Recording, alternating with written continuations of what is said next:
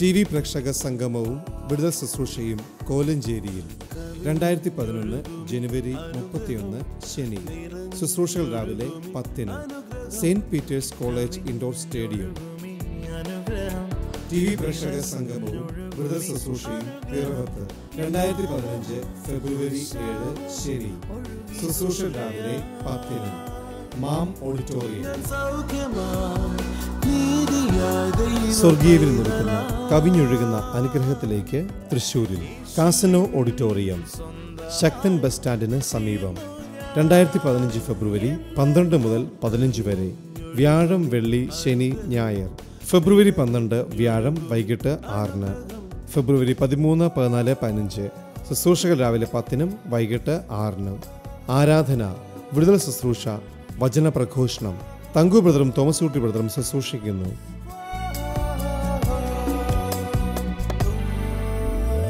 പാടുമെന്റെ നാഥനായി നവകീർത്തനം ഇനി എന്നുമേ നിറയും ഹൃദയമാകെ നന്ദിയാശീലെന്നേശുനാഥൻ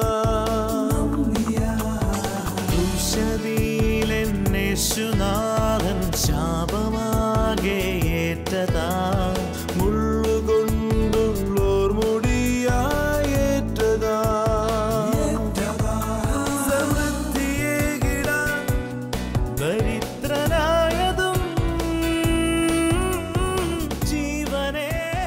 കവിഞ്ഞൊഴുകുന്ന അനുഗ്രഹത്തിലേക്ക് ഒരിക്കൽ കൂടെ ഏവരെയും ഞാൻ സ്വാഗതം ചെയ്യുന്നു. പുതിയൊരു ദിവസത്തിലേക്ക് നാം കടക്കുമ്പോൾ ദൈവത്തിൻ്റെ ദാനമായ ഈ ദിവസത്തെക്കുറിച്ച് ഭയപ്പെടരുത്. കർത്താവ് ഓരോ ദിവസവും നമുക്ക് അനുഗ്രഹകരമായിട്ടാണ് തരുന്നത്. ഈ നിങ്ങൾ നേരിടാൻ പോകുന്ന ദിവസം അനുഗ്രഹത്തിൻ്റെ ദിവസമാണ്, അനുകൂലത്തിൻ്റെ ദിവസമാണ്, ജയത്തിൻ്റെ ദിവസമാണ്. ഉത്സാഹത്തോടെ നമുക്ക് ഈ ദിവസത്തെ നേരിടാം. ഞാനിത് പറയുമ്പോൾ എൻ്റെ ഉള്ളിൽ ചില തിരുവചനങ്ങളിങ്ങനെ നിൽക്കുകയാണ്. കർത്താവായ യേശു ക്രിസ്തു അപ്പോസ്തലന്മാർ മുഖേന പറഞ്ഞ ചില വേദഭാഗങ്ങൾ നമ്മൾ ബൈബിളിൽ വായിക്കുമ്പോൾ, കർത്താവിൻ്റെ വചനം വായിക്കുമ്പോൾ, നമ്മൾ ഈ പ്രശ്നമുള്ള ലോകത്തെങ്ങും അല്ല എന്ന പോലെയാണ് പലയിടത്തും എഴുതി വച്ചിരിക്കുന്നത്. കൊലോസ്യ ലേഖനം 1-ാം അധ്യായം 13-ാമത് വചനത്തിൽ പൗലോസ്ലീഹായിലൂടെ ദൈവത്തിൻ്റെ പരിശുദ്ധാത്മാവ് സംസാരിക്കുന്ന വേദഭാഗം ശ്രദ്ധിക്കുക. കൊലോസ്യർ 1:13. നമ്മെ ഇരുട്ടിൻ്റെ അധികാരത്തിൽ നിന്ന് വിടുവിച്ച് തൻ്റെ സ്നേഹസ്വരൂപനായ പുത്രൻ്റെ രാജ്യത്തിലാക്കി വെക്കുകയും ചെയ്ത പിതാവിന് നാം സന്തോഷത്തോടെ സ്തോത്രം ചെയ്യുന്നവരാകണം. നമ്മെ ഇരുട്ടിൻ്റെ അധികാരത്തിൽ നിന്ന് വിടുവിച്ച് തൻ്റെ സ്നേഹസ്വരൂപനായ പുത്രൻ്റെ രാജ്യത്തിലാക്കി വെക്കുകയും ചെയ്ത നമ്മുടെ പിതാവിന് നാം സന്തോഷത്തോടെ സ്തോത്രം ചെയ്യണം. സ്തോത്രം ചെയ്യണമെന്നുള്ളത് ഇംഗ്ലീഷിലെല്ലാം മിക്കയിടത്തും ഗീവ് താങ്ക്സ് എന്ന, നമ്മളെ സ്വർഗത്തിലിരുത്തിയതിന് നന്ദി പറയണം. പക്ഷേ ഞാനിപ്പോൾ ചുറ്റുപാട് നോക്കിയിട്ട് സ്വർഗമൊന്നും കാണുന്നില്ല. പ്രതിസന്ധികൾ, പ്രതികൂലങ്ങൾ, ആവശ്യങ്ങൾ, വീട്ടിലെ ആവശ്യങ്ങൾ, ശുശ്രൂഷയിലെ പല കാര്യങ്ങൾ, സഭയിലെ വിഷയങ്ങൾ, എന്തെല്ലാം പ്രതിസന്ധിയുടെ മുമ്പിലാണ് നമ്മൾ നിൽക്കുന്നത്. പക്ഷേ ദൈവവചനം പറയുന്നു, അവൻ നമ്മെ സ്വർഗത്തിൽ ഇരുത്തിയിരിക്കുന്നു, ദൈവരാജ്യത്തിലാക്കിയിരിക്കുന്നു, സ്നേഹസ്വരൂപനായ പുത്രൻ്റെ രാജ്യത്തിലാക്കി വച്ചിരിക്കുന്നു. ഇതൊരു കോൺട്രഡിക്ടറി സ്റ്റേറ്റ്മെൻ്റ് ആണോ? ഇന്നത്തെ അനുഭവം വെച്ച് നോക്കുമ്പോൾ ഇതിനകത്തൊരു വൈരുദ്ധ്യമുണ്ടോ എന്ന് നമ്മൾ ചിന്തിച്ചു പോകും. പക്ഷെ ഇവിടെ മാത്രമല്ല, പല വേദഭാഗങ്ങളും ഇതേ ഒരു നിലയിലാണ് പോകുന്നത്. ഞാൻ മുമ്പേ പറഞ്ഞ മറ്റൊരു വേദഭാഗം വായിച്ച് കേൾപ്പിക്കാം. അത് എഫേസ് ലേഖനത്തിൽ നിന്ന്. എഫേസ് ലേഖനം 2-ാം അധ്യായം 4, 5, 6 വചനങ്ങൾ ശ്രദ്ധിക്കുക. കരുണാസമ്പന്നനായ ദൈവമോ നമ്മെ സ്നേഹിച്ച മഹാസ്നേഹം നിമിത്തം അതിക്രമങ്ങളാൽ മരിച്ചവരായിരുന്ന നമ്മെ ക്രിസ്തുവിനോടുകൂടെ ജീവിപ്പിക്കുകയും കൃപയാലത്രേ നിങ്ങൾ രക്ഷിക്കപ്പെട്ടിരിക്കുന്നു. ക്രിസ്തുവേശുവിൽ നമ്മെക്കുറിച്ചുള്ള വാത്സല്യത്തിൽ തൻ്റെ കൃപയുടെ അത്യന്തധനത്തെ വരും കാലങ്ങളിൽ കാണിക്കേണ്ടതിന് ക്രിസ്തുവേശുവിൽ അവനോടുകൂടെ ഉയർത്തെഴുന്നേൽപ്പിച്ച് സ്വർഗത്തിലിരുത്തുകയും ചെയ്തു. മരിച്ചവരായിരുന്ന നിങ്ങളെ ക്രിസ്തുവിനോടുകൂടെ ഉയർത്തെഴുന്നേൽപ്പിച്ച് സ്വർഗത്തിലിരുത്തുകയും ചെയ്തു എന്ന യേശു ക്രിസ്തുവിൽ വിശ്വസിച്ച കൂട്ടത്തോട് പൗലോസ്ലീഹ പറയുക. പൗലോസ്ലീഹ അല്ല ഇത് പറയുന്നത്. ഒന്നുകിൽ ഇത് പറയുന്ന ആൾക്ക് മാനസിക പ്രശ്നം വല്ലതും ഉണ്ടായിരിക്കണം. അവനോടുകൂടെ മരിച്ചു, ഉയർപ്പിച്ചു, സ്വർഗസ്ഥലങ്ങളിൽ ഇരുത്തുകയും ചെയ്തു. നോക്കൂ, ഇതിൻ്റെ എഫെസ് ലേഖനത്തിൻ്റെ 1-ാം അധ്യായത്തിലേക്ക് വരുമ്പോൾ നമുക്കൊന്ന് ശ്രദ്ധിച്ച് നോക്കാം. എഫെസർ 1:3 സ്വർഗത്തിലെ സകല ആത്മിക അനുഗ്രഹത്താലും നമ്മെ ക്രിസ്തുവിൽ അനുഗ്രഹിച്ചിരിക്കുന്ന നമ്മുടെ കർത്താവായ യേശു ക്രിസ്തുവിൻ്റെ ദൈവവും പിതാവുമായവൻ വാഴ്ത്തപ്പെട്ടവൻ. സ്വർഗത്തിലെ സകല അനുഗ്രഹത്താലും ആത്മീയ അനുഗ്രഹത്താലും നമ്മെ അനുഗ്രഹിച്ചിരിക്കുന്ന, ഇവിടെ പറയുന്ന വി ആർ ഓൾറെഡി ബ്ലെസ്ഡ്, നമ്മൾ അനുഗ്രഹിക്കപ്പെട്ടിരിക്കുക. അങ്ങനെ ഈ തിരുവചനത്തിൽ ക്രിസ്തുവിൽ വിശ്വസിച്ചവരോടുള്ള എല്ലാ വേദഭാഗങ്ങളും നിങ്ങൾ വായിച്ചു നോക്കിയാൽ അനുഗ്രഹിക്കപ്പെട്ടിരിക്കുന്നു, സ്വർഗത്തിൽ ഇരുത്തപ്പെട്ടിരിക്കുന്നു, ദൈവരാജ്യത്തിലാക്കപ്പെട്ടിരിക്കുന്നു എന്നിങ്ങനെ കാണാം. അതിൽ ആ ദൈവരാജ്യത്തിലാക്കപ്പെട്ടിരിക്കുന്നു എന്ന ആ ഒരു പ്രയോഗം, ക്രിസ്തുവിൻ്റെ രാജ്യത്തിലാക്കപ്പെട്ടിരിക്കുന്ന ആ പ്രയോഗം ഒന്ന് വിശദീകരിക്കാൻ, നമുക്കൊന്ന് ഒന്നിച്ച് പഠിക്കുവാൻ ഈ സമയത്ത് നമുക്കൊന്ന് ശ്രമിക്കാം. യേശു ക്രിസ്തുവിൻ്റെ പ്രസംഗത്തിലുടനീളം നാം കാണുന്ന ഒരു പദപ്രയോഗമാണ് ദൈവരാജ്യം. യേശു ക്രിസ്തുവിന് മുന്നോടിയായി വഴിയൊരുക്കുവാൻ വന്ന യോഹന്നാൻ സ്നാപകനും അത് തന്നെ പ്രസംഗിച്ചു. കാലം തികഞ്ഞു, ദൈവരാജ്യം സമീപിച്ചിരിക്കുന്നു. യേശു കർത്താവ് താൻ ശരീരത്തിലായിരുന്ന സമയത്ത് പ്രസംഗിച്ച് നടന്നു, കാലം തികഞ്ഞു, ദൈവരാജ്യം സമീപിച്ചിരിക്കുന്നു. ദൈവരാജ്യത്തെ ഒരു ഭാവി കാല വരാൻ പോകുന്ന ഒന്നായിട്ടാണ് നമ്മൾ യേശു ക്രിസ്തുവിൻ്റെ ക്രൂശ് മരണത്തിന് മുമ്പുള്ള കാലഘട്ടത്തിലെല്ലാം നമ്മൾ കാണുന്നത്. ദൈവരാജ്യത്തെ വരാൻ പോകുന്ന ഒന്നായിട്ടാണ്. യേശു കർത്താവ് തൻ്റെ ശിഷ്യന്മാരെ പ്രാർത്ഥിക്കാൻ പഠിപ്പിക്കുമ്പോഴും സ്വർഗസ്ഥനായ ഞങ്ങളുടെ പിതാവേ എന്ന് തുടങ്ങി പ്രാർത്ഥിക്കുമ്പോൾ നിൻ്റെ രാജ്യം വരണമേ എന്നാണ് പറയുന്നത്. വേറൊരു കർത്താവായ യേശു തൻ്റെ ശിഷ്യന്മാരോട് പറയുമ്പോൾ ദൈവരാജ്യം ശക്തിയോടെ വരുന്നത് കാണുവോളം മരണം ആസ്വദിക്കാത്തവരിൽ ചിലർ നിങ്ങളുടെ മധ്യത്തിലുണ്ട്. വരാൻ പോകുന്നു, ഇറ്റ്സ് ഗോയിങ് ടു കം, ദൈവരാജ്യം വരാൻ പോകുന്നു എന്നതാണ് നമ്മൾ കാണുന്നത്. എന്നാൽ യേശു ക്രിസ്തു ക്രൂശിലേക്ക് പോകുന്നതിന് തൊട്ട് മുമ്പ് തന്നെ പല ന്യായവിസ്താര സഭകളിൽ വിസ്തരിച്ചു. അവിടെ വെച്ച് റോമൻ രാജാവായ കൈസറുടെ പ്രതിനിധിയായ പീലാത്തോസ് യേശു ക്രിസ്തുവിനെ വിസ്തരിക്കുന്ന ഒരു ഭാഗമുണ്ട്. അപ്പോൾ യഹൂദന്മാർ യേശു ക്രിസ്തുവിനെതിരെ ചുമത്തിയ ഒരു കുറ്റം, ഇവൻ കൈസർ എന്ന രാജാവിൻ്റെ അധികാരത്തെ ധിക്കരിച്ച് താൻ രാജാവാണെന്ന് പറയുന്നു എന്ന് പറഞ്ഞ് എങ്ങനെങ്കിലും അന്നത്തെ ലീഡേഴ്സിനെ ഇളക്കാനുള്ളൊരു ശ്രമം യഹൂദന്മാർ നടത്തി. ആ സമയത്ത് യേശു കർത്താവിനോട് പീലാത്തോസ് ചോദിക്കുകയാണ്, അങ്ങനെയാണെങ്കിൽ നീ രാജാവാണോ? ഉടനെ കർത്താവ് പറഞ്ഞു, അതെ, ഞാൻ രാജാവ് തന്നെ, എന്നാൽ എൻ്റെ രാജ്യം ഐഹികമല്ല എന്ന് പറഞ്ഞാൽ നാം കാണുന്ന പോലെയുള്ള ഒരു ഗവൺമെൻറ് അല്ല യേശു ക്രിസ്തുവിൻ്റെ ഭരണം. ഐഹിക ലോകത്ത് ഫിസിക്കൽ വേൾഡിൽ നടക്കുന്ന ഒരു ഭരണമല്ല, അതിനപ്പുറത്തൊരു ഭരണമായിരിക്കും എൻ്റെ ഭരണം. പ്രിയപ്പെട്ടവരെ, ലോകത്തിലെ രാജാക്കന്മാർക്ക് നമ്മൾ കീഴ്പ്പെട്ടിരിക്കണമെന്നും എല്ലാ ഭരണ സംവിധാനങ്ങൾക്കും ഒരു വിശ്വാസി, ക്രിസ്തുവിൽ വിശ്വസിച്ചൊരു വ്യക്തി വിശ്വസ്തനായിരിക്കണമെന്നും കരം കൊടുക്കണമെന്നും ദൈവവചനം പഠിപ്പിക്കുന്നു. രാജാക്കന്മാരെ ബഹുമാനിക്കണം, അധികാരസ്ഥന്മാർക്ക് കീഴ്പ്പെടണം, നമ്മൾ നമ്മുടെ സ്വരാജ്യത്തെക്കുറിച്ച് അഭിമാനമുള്ളവരായിരിക്കണം, സ്വരാജ്യത്തിൻ്റെ അനുഗ്രഹത്തിന് വേണ്ടി, സമാധാനത്തിന് വേണ്ടി പ്രാർത്ഥിക്കണം. ഒരു യഥാർത്ഥ കർത്താവായ യേശു ക്രിസ്തുവിൽ വിശ്വസിച്ച ഒരു വ്യക്തിക്ക് ഒരിക്കലും രാജ്യത്തിന് വിരുദ്ധ പ്രവർത്തനങ്ങളിൽ ഏർപ്പെടാൻ സാധ്യമല്ല. ഒരിക്കലും ഒരു യഥാർത്ഥ ദൈവ പൈതലിന് തൻ്റെ രാജ്യത്തെ ഒറ്റുകൊടുക്കാനൊക്കില്ല. I am proud to be an Indian. ഒരു ഇന്ത്യക്കാരനാണെന്നതിൽ ഞാൻ അഭിമാനിക്കുന്നു. പൗലോസ്ലീഹ താൻ എഴുതുമ്പോൾ എൻ്റെ പൗരത്വം സ്വർഗത്തിലാണെന്ന് പറയുന്ന അതേ പൗലോസ്ലീഹ പറയുന്ന ഒരു റോമാ പൗരനാണ് ഞാനെന്ന്, ഒരു ഭാരതീയ പൗരനാണെന്നതിൽ എനിക്ക് വളരെയേറെ അഭിമാനമുണ്ട്. ഈ രാജ്യത്തിന് വേണ്ടി ഞാൻ പ്രാർത്ഥിക്കുന്നു. ഞാൻ ശുശ്രൂഷിക്കുമ്പോൾ സ്വർഗീയ വിരുന്നിലെ ഏത് കൂട്ടത്തിലും, തങ്കു ബ്രദറാകട്ടെ ഞാനാകട്ടെ, ഞങ്ങൾ ശുശ്രൂഷിക്കുമ്പോൾ ദേശീയ ഗാനം പാടണമെന്നും നമ്മുടെ രാജ്യത്തിന് വേണ്ടി പ്രാർത്ഥിക്കണമെന്നും രാജ്യത്തെക്കുറിച്ച് അഭിമാനമുള്ളവരാകണമെന്നും നമ്മുടെ രാജ്യത്തെ താഴ്ത്തിക്കെട്ടിയ വാക്കുകൾ പറയുന്നു ഒക്കെ പഠിപ്പിക്കാറുണ്ട്. കാരണം ദൈവവചനം അത് അനുശാസിക്കുന്നു. ദൈവവചനം ഇന്ന് ലോകത്ത് കാണുന്ന ഒരു ഭരണ സംവിധാനത്തിന് എതിരല്ല, മറിച്ച് റോമാലേഖനം 13-ാം അധ്യായം പറയുകയാണ്, ദൈവത്തിൽ നിന്നല്ലാതെ ഒരധികാരവുമില്ല. അതേത് സർക്കാർ വന്നാലും ഏത് പാർട്ടി അധികാരത്തിൽ വന്നാലും അവരെ സിംഹാസനത്തിൽ ഇരുത്തുന്നത് ദൈവമാണെന്നാണ് ഈ ദൈവവചനം പഠിപ്പിക്കുന്നത്. റോമർ 13 നമ്മളത് വായിക്കുന്നു. 1 തിമോത്തിയോസ് 2 ആദ്യ ഭാഗങ്ങൾ വായിച്ചാൽ നിങ്ങൾ സഭയോട് പരിശുദ്ധാത്മാവ് പറയുക, അപ്പോസ്തലനോട് പറയുക, നിങ്ങൾ അധികാരത്തിലിരിക്കുന്നവർക്ക് വേണ്ടി പ്രാർത്ഥിക്കണം. അധികാരസ്ഥന്മാർ അവിടെ ഇരിക്കുമ്പോൾ സമാധാനപരമായ ഒരു ഭരണം നടത്താൻ അവർക്ക് സാധിക്കണമെങ്കിൽ സഭ പ്രാർത്ഥിക്കണം. സഭയെന്ന് പറയുന്ന ആരോ കണ്ടുപിടിച്ചതല്ല, ലോകത്തിൻ്റെ അനുഗ്രഹത്തിന് വേണ്ടി ഇന്ന് ഈ ലോകം ഏറ്റവും നന്നായി പോകാൻ ഇവിടെ ദൈവമക്കളുടെ പ്രാർത്ഥന ഈ ലോകത്തെ അനുഗ്രഹിക്കും. അതുകൊണ്ടാണ് യേശു പറഞ്ഞത്, തന്നിൽ വിശ്വസിക്കുന്നവരെക്കുറിച്ച് നിങ്ങൾ ഭൂമിയുടെ ഉപ്പാകുന്നു. ഈ ഭൂമി, ഈ ഉപ്പ് അത് പ്രിസർവേറ്റീവാണ് അല്ലേ? ഒരു സാധനം ചീഞ്ഞില്ലാതായി പോകണമെങ്കിൽ ഉപ്പ് വേണം. നിങ്ങൾ ലോകത്തിൻ്റെ വെളിച്ചമാണ്. വെളിച്ചമില്ലാത്ത സ്ഥലം, ഇരുട്ട് കയറിയ സ്ഥലം, വേണ്ടാത്ത ക്ഷുദ്രജീവികൾ വന്ന സ്ഥലം എല്ലാം ക്ഷയിച്ചു പോകും. ആയതുപോലെയാണ് കർത്താവായ യേശുക്രിസ്തുവിൽ നിന്ന് വെളിച്ചം നേടി ലോകത്തിന് കൊടുക്കുവാൻ, യേശുക്രിസ്തുവിൽ നിന്ന് ഫലം എടുത്ത് രാജ്യത്തിന് അനുഗ്രഹമാകാനാണ് ദൈവജനത്തെ ഓരോ സ്ഥലത്തും വെച്ചിരിക്കുന്നത്. നമ്മൾ രാജ്യാഭിമാനികളായിരിക്കണം. ചുരുക്കി പറഞ്ഞത്, ഇന്ന് ലോകത്ത് നടക്കുന്ന ഒരു ഭരണ സംവിധാനത്തിനെതിരായ ഒന്നല്ല ദൈവരാജ്യം. അങ്ങനെ ചിലരെങ്കിലും ഒരു കാലത്ത് തെറ്റിദ്ധരിച്ചിട്ടുണ്ട്. ദൈവരാജ്യം എന്ന് പറഞ്ഞ് ഇവിടുത്തെ ഏതോ ഭരണത്തെ അട്ടിമറിക്കാനുള്ള നെവർ.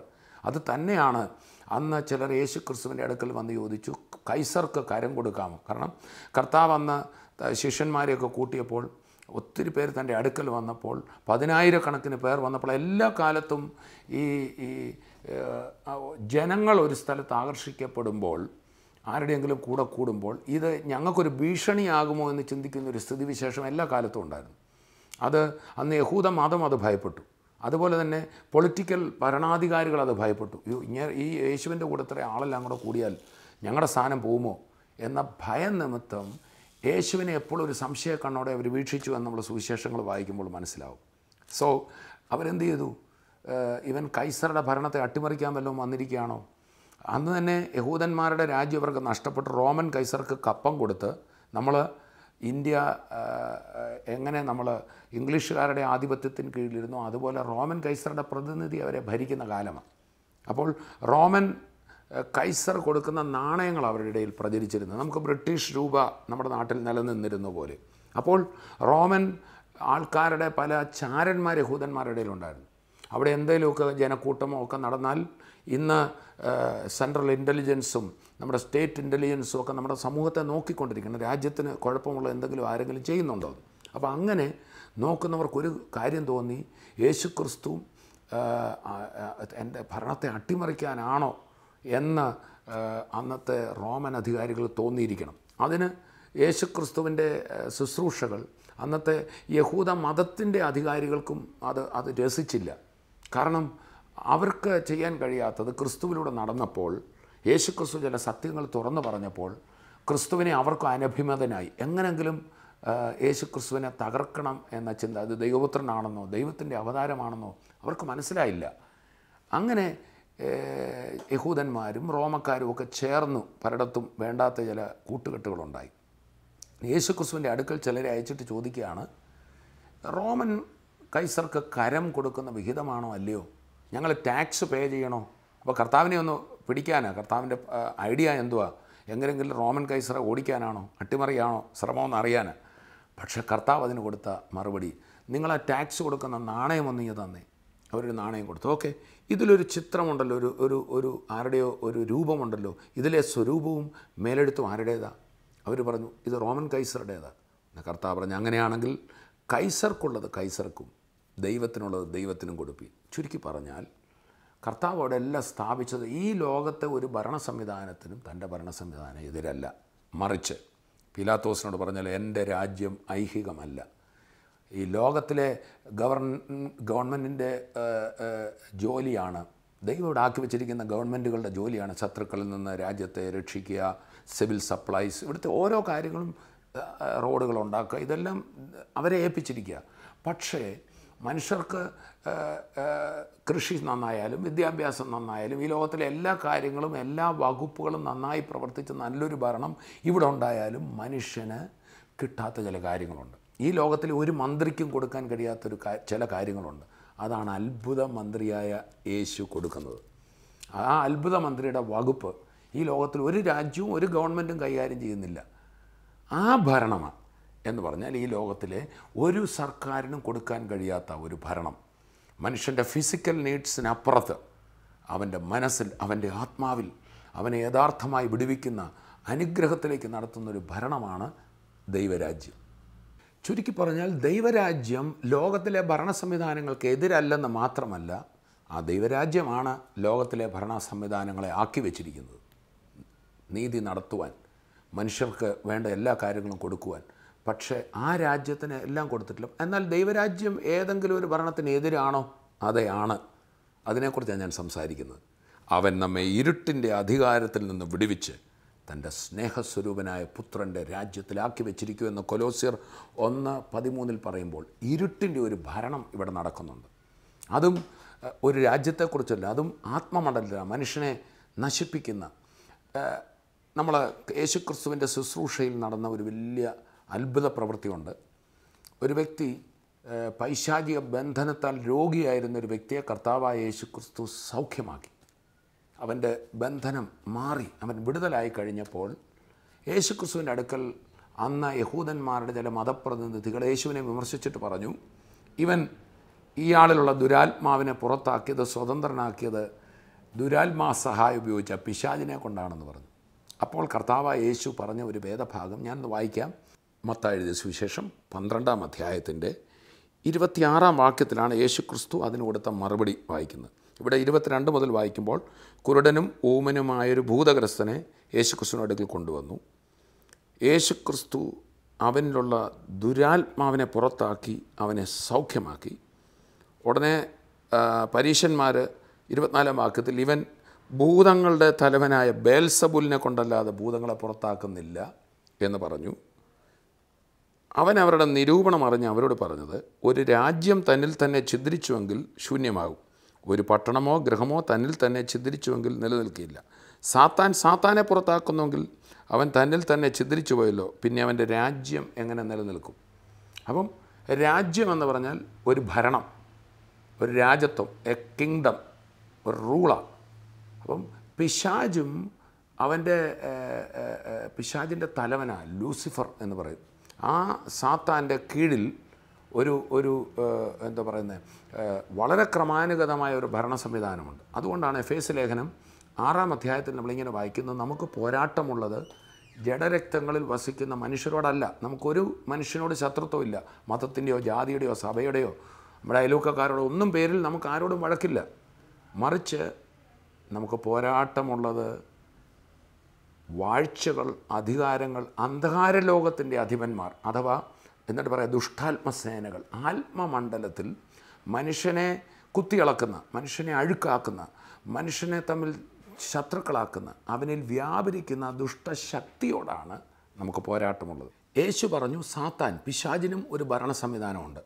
ഇവിടെ ഇപ്പോൾ നമ്മൾ കാണുന്ന ആര്? യേശു എന്ന യഥാർത്ഥ രാജാവ്, ആത്മമണ്ഡലത്തിൻ്റെ ആ നന്മയുടെ രാജാവായ കർത്താവായ യേശു ക്രിസ്തു, നമ്മുടെ ഏവരുടെയും രക്ഷകനായ യേശു, ദൈവം മനുഷ്യനായി അവിടെ നിൽക്കുക. മാനവജാതിയെ സാത്താൻ ബന്ധിച്ചിരിക്കുന്നത് കണ്ട് അവൻ്റെ വേദനയിൽ, അവൻ്റെ കഷ്ടപ്പാടിൽ അവരോട് കൂടെ വേദനപ്പെടുന്ന നല്ല രക്ഷകനായ യേശു വന്നിരിക്കുക.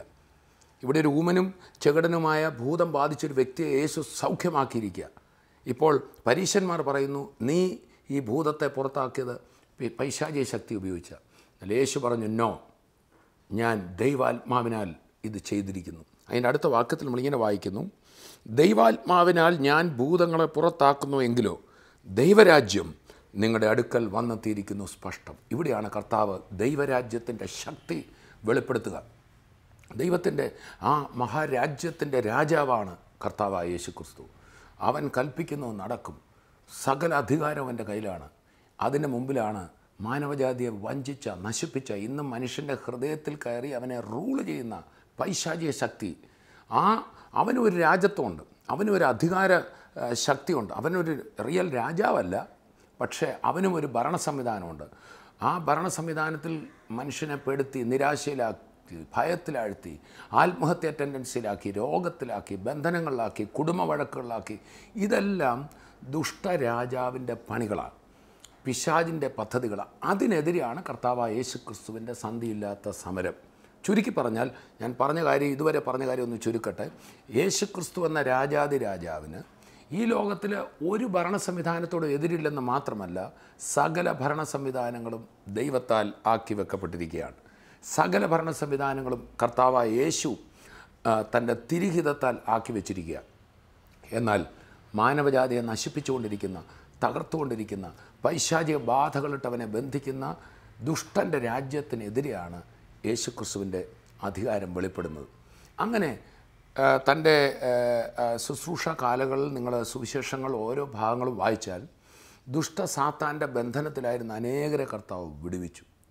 അതിനെക്കുറിച്ച് അപ്പോസ്തല പ്രവൃത്തികൾ 10-ാം അധ്യായം 38-ാം വാക്യത്തിൽ പത്രോസ്ലീഹ പ്രസംഗിക്കുമ്പോൾ ഇങ്ങനെയാണ് പറയുന്നത്: നസ്രായനായ യേശുവിനെ ദൈവം പരിശുദ്ധാത്മാവിനാലും ശക്തിയായാലും അഭിഷേകം ചെയ്തതും അവൻ പിശാച് ബാധിച്ചവരെയൊക്കെ സൗഖ്യമാക്കിയും കൊണ്ട് സഞ്ചരിച്ചതുമായ വിവരം നിങ്ങൾ അറിയുന്നുവല്ലോ. തൻ്റെ പ്രസംഗ മധ്യേ പറയുക. അപ്പോൾ യേശു ക്രിസ്തു സാധാരണ ഒരു മനുഷ്യനായിട്ട് ദൈവ മനുഷ്യനായിട്ട് ഇവിടെ വന്ന് ദൈവത്തിൻ്റെ ശക്തിയാൽ പരിശുദ്ധാത്മാവിനാൽ നിറഞ്ഞ, എന്തിനാ?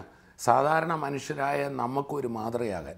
ദൈവശക്തിയാൽ നിറഞ്ഞാൽ യേശു ചെയ്തത് എനിക്ക് നിങ്ങൾക്കും ചെയ്യാം. ഈ പിശാചിൻ്റെ സകല ശക്തികളെ നമുക്കിവിടെ വെച്ച് ജയിക്കാം.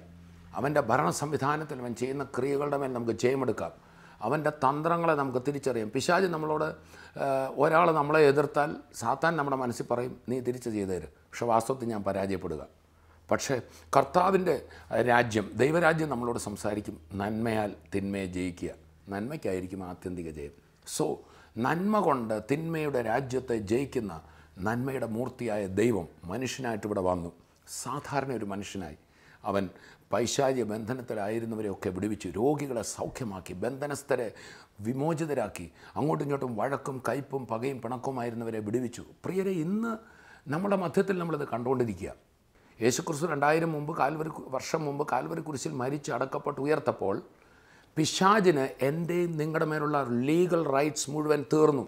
വിധി പ്രസ്താവിക്കപ്പെട്ടു. സാത്താൻ പരാജയപ്പെട്ടു. പക്ഷേ ഇന്ന് സാത്താൻ ഇവിടെ ഉണ്ട്. എൻ്റെ വസ്തുവിൽ ഒരാൾ അതിക്രമിച്ച് കയറി അവിടെ എന്തെങ്കിലും ചെയ്തു, ഞാൻ പോയി കേസ് കൊടുത്തു, കേസ് എനിക്ക് അനുകൂലമായി കിട്ടി. പക്ഷേ ആളവിടെ നിന്ന് ഇറങ്ങിയിട്ടില്ല. എനിക്ക് കിട്ടിയ വിധിയുടെ പകർപ്പുമായി ഞാൻ ചെന്നിട്ട് പറയണം, അല്ലെങ്കിൽ നടത്തിയെടുക്കാവുന്നൊരു കാര്യമുണ്ട്. കോടതി എടുത്ത വിധി 2000 വർഷം മുമ്പ് ക്രൂശിൽ കിടന്ന് കർത്താവ് സകലവും നിവൃത്തിയായി എന്ന് പറഞ്ഞപ്പോൾ നിങ്ങൾ ആരുമാകട്ടെ, നിങ്ങൾക്കെതിരെയുമുള്ള സാത്താൻ്റെ സകല പദ്ധതികളും പരാജയപ്പെട്ടു. പാരമ്പര്യ ശാപങ്ങൾ പരാജയപ്പെട്ടു. നിങ്ങൾ തന്നെ വരുത്തിക്കൂട്ടിയ തെറ്റുകൾ പരാജയപ്പെട്ട് കഴിഞ്ഞു. ഇനി ഞാൻ ബന്ധനത്തിൽ കഴിയേണ്ട ആവശ്യമില്ല. 1947 ഓഗസ്റ്റ് മാസം 15-ാം തീയതി അല്ലെങ്കിൽ 14-ാം തീയതി അർദ്ധരാത്രിക്ക് ഭാരത സ്വാതന്ത്ര്യമായപ്പോൾ ഇന്ന് ഒരു സ്വതന്ത്ര ഭാരതത്തിലെ ഒരു പൗരൻ്റെ എല്ലാ അവകാശങ്ങളും എനിക്കുണ്ട്. പക്ഷേ അരുണാചൽ പ്രദേശിലെ കാടുകളിൽ ഇന്നും ചില ആദിവാസികളുണ്ട്. അവർക്കിത് അറിയില്ല. അവരും ഇതിന് അർഹരാണെങ്കിലും അറിയുന്നില്ല. ആയതുപോലെ എൻ്റെ രാജ്യത്തിൻ്റെ വിമോചനത്തിന് വേണ്ടി 1940കളിൽ കഷ്ടപ്പെട്ടത് ആരോവാ? ഞാനതിൻ്റെ ഫലം അനുഭവിക്കുന്നു ഇന്ന്. ആയതുപോലെ മാനവജാതിയുടെ ഒരു പൊളിറ്റിക്കൽ ഫ്രീഡത്തിന് വേണ്ടി നമ്മുടെ രാഷ്ട്ര ശില്പികൾ അധ്വാനിച്ചെങ്കിൽ, പ്രിയപ്പെട്ടവരെ, ആത്മീയ സ്വാതന്ത്ര്യത്തിന് വേണ്ടി ഒരു യഥാർത്ഥ രാജാവ് കഷ്ടപ്പെട്ടു. അതാണ് കർത്താവായ യേശു ക്രിസ്തു. അവനൊരു മതത്തിൻ്റെ ആളല്ല.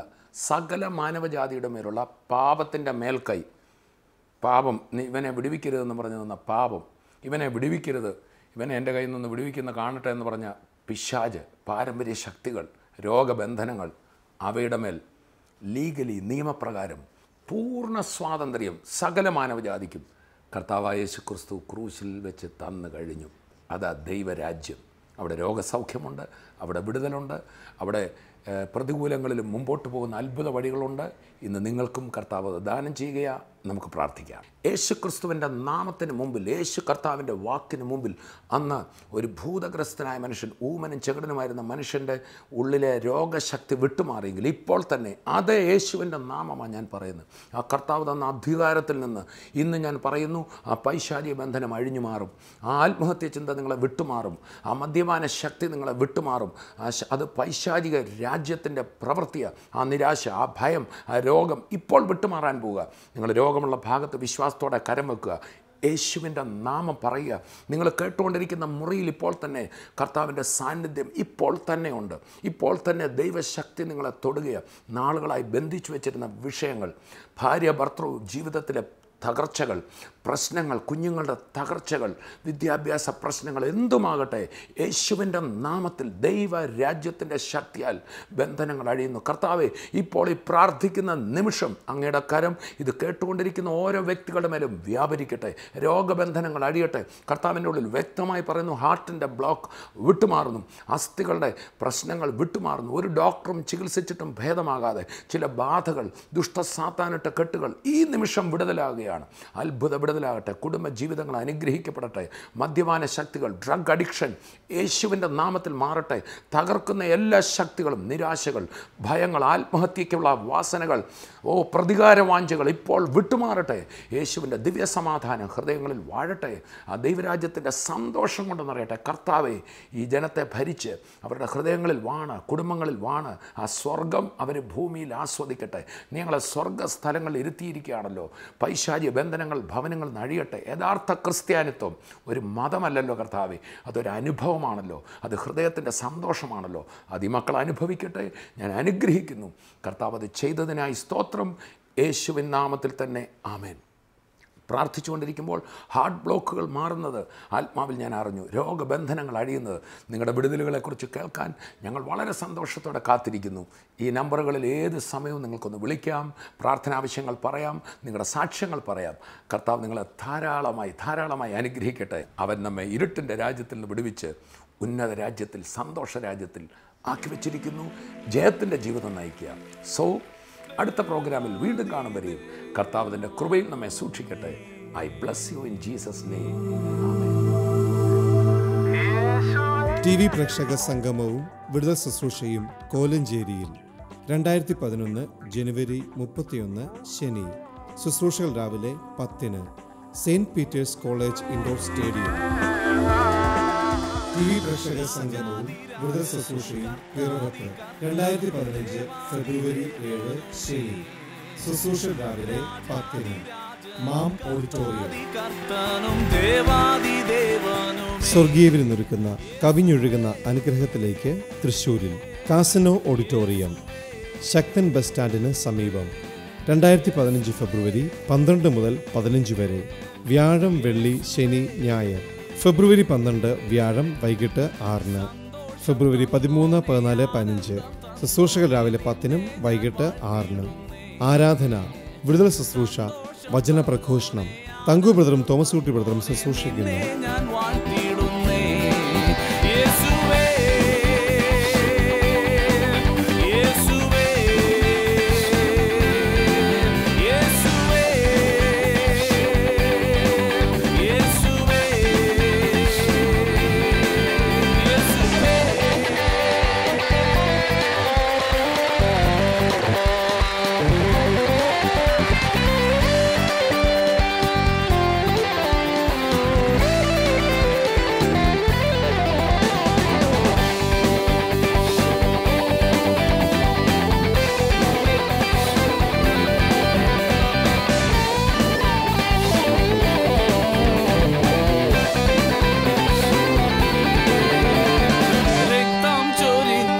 സ്വന്തമാക്കിയോനെ ഞാൻ നിന്റെ മാത്രമാണേ.